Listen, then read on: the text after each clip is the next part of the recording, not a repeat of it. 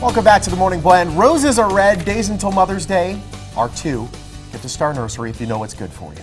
I made that rhyme up myself. There's nothing better than giving your mother the gift of living, breathing roses. Here with more is Paul No, a horticulturist with a Star Nursery. Paul has more than 50 years of nursery experience underneath his belt. How are you? I'm doing good. How are you? Great, thank you. And I imagine you've grown many roses over the years? Oh, yes, actually we have. I mean, it's one of my favorite plants, and it's many people's favorites.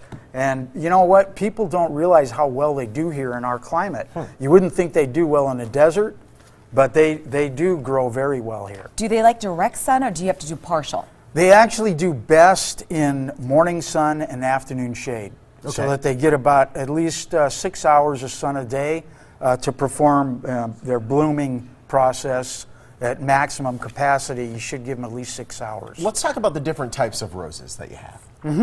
There are bush roses, like most of these in the containers here on the table.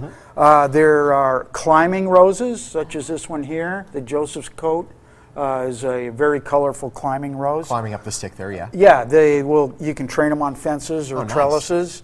The bush roses are probably the most popular. There are also different sizes of bush roses, like grandifloras, which have a little larger flower, grow a little taller. There's a hybrid teas that grow about 4 to 6 feet with single stems and the single flowers. And then there is floribundas that have clusters of flowers on a stem and that stay a little shorter. And then there's also like ground cover roses, like this one here is called one of the carpet roses. They come in a number of different colors, red, pink, white, variegated. They stay about 2 feet or less, and they spread out about 6 feet or more. Wow. So cool. They make a very attractive ground cover spreading area or small bush, but they do spread much more than the bush roses do. Of course. Well, let's talk about the difference between, there's patented roses and non-patented roses. What's the difference? Yes, well, some people think that patent is better. But it's not necessarily. Patents are just newer varieties. When roses are developed by growers and created a different color or a new color, they name them and they patent them. They patent those names so that they're kind of exclusive for that brand. Right. But patents run for 7 years. So when a rose is patented, you can pretty much depend on it being a newer variety that has come out within the last 7 years. But there's many good varieties that are quite old, 30, 40 years old. Patents have run out. They've chosen not to repatent them, so other growers are growing the same variety. But it doesn't mean they're any less of a quality. They're still good quality roses. Let's talk about how to take care of roses. Do they need anything special? Special fertilizer? Actually, you just want a high phosphorus fertilizer because that's what produces the flowers and fruit on plants. So anything that it contains the 3 numbers on the fertilizers, the macronutrients are nitrogen, phosphorus, and potassium. So you want to use a fertilizer that's high in phosphorus, which is the middle number.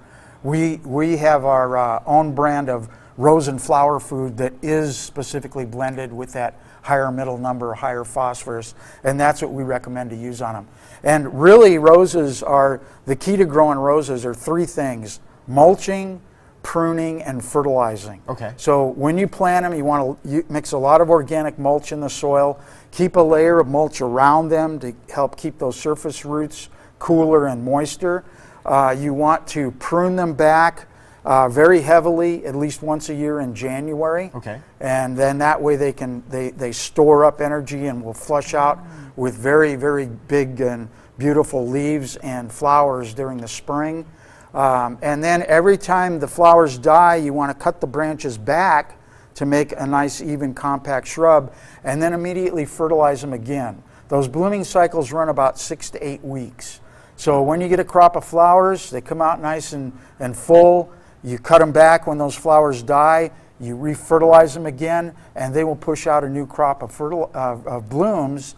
So about every 6 to 8 weeks, you can count on a new flush of flowers if you keep it regularly fertilized. So that's the secret. I did not know is. that. It's a lot They're less very- expensive than going to the florist every year. Every 2 That's weeks. right. They're very heavy feeders, and they use that fertilizer to produce those flowers. So that's the key. Fertilize them regularly. You'll get a regular crop of flowers on them. I know you have several locations here in the valley. How many in total? We got a total actually in the valley here of 8 stores. There is 3 in Utah now, and our 2 newest stores in Arizona, in Kingman and Fort Mojave. So now we have a total of 14 locations. So. Now, Paul, what else did you bring in? Some other gift ideas for moms for Mother's Day. If roses aren't something that may be required or needed, we've got several things like this hanging basket. These are great for Mother's Day, and these are on sale this weekend for $12.88 for a basket like this. Excellent. And what's this? This looks funky and cool. That is actually one of the succulents, something a little bit different, novelty type thing. This is actually called a fang felt, and you can see the little protrusions on the bottom of the leaf. Looks like little fangs hanging down. Cool. But it's just a little novelty plant, very so nice, cool. succulent. And also things like the little echeveria here. Gorgeous. Well, Paul, we have to go. We do have Thank to you go. so much. Paul, awesome stuff as always. Thank you for bringing it all in. You're very welcome. Thank you. Loving this. It seems like it's out of Super Mario.